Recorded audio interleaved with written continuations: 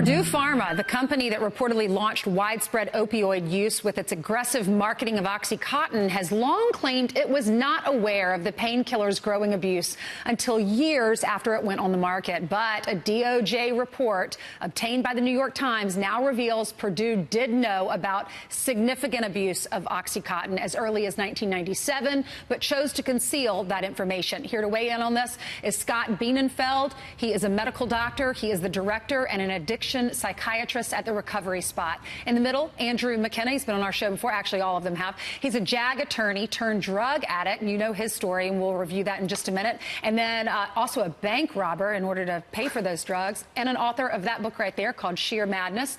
And then next to me, we have attorney Jesse Weber. Thank y'all all for being with us. Thank you. So we'll start with you because you were a drug addict. You're this DOJ prosecutor. DOJ is now releasing this information about pharma.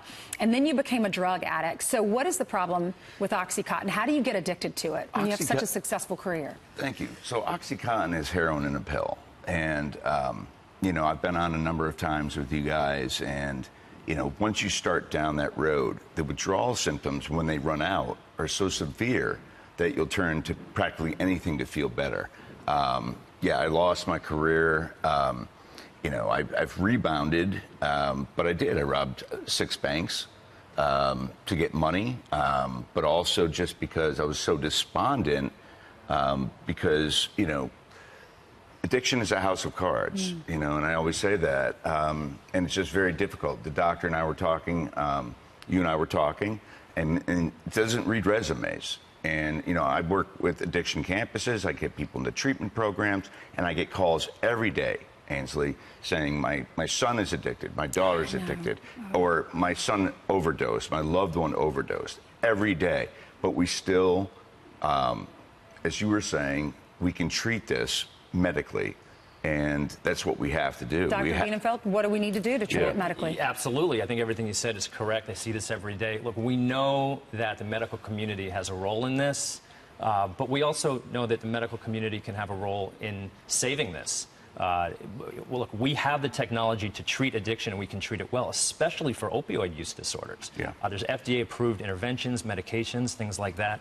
But what we need to do more than anything else at this point is really train doctors and clinicians early in their career, residency training in medical school, to learn how to screen people, not unlike other chronic medical conditions, high blood pressure, diabetes, cancer, addiction, so that when patients present for care, they're showing up in emergency rooms, pain clinics, and primary care offices.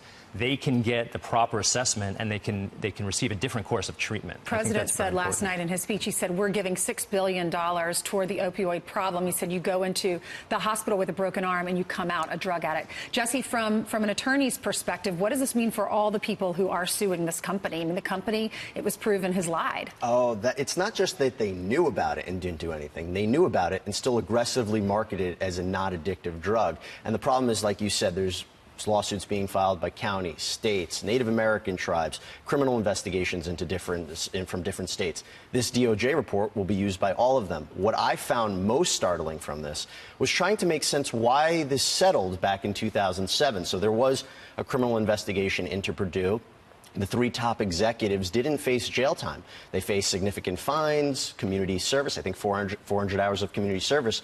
The question became, why didn't they go after them for conspiracy to defraud? They could have received prison time. Why didn't this DOJ report become public then? Would that have had an effect on the opioid crisis today? I can't say, you know, hindsight's 20/20, but I would have really liked to know that back in the day and not play catch up right now. Right. We did reach out to Purdue Pharma Company. They did not get back to us. Gentlemen, thanks for being here. Thank you.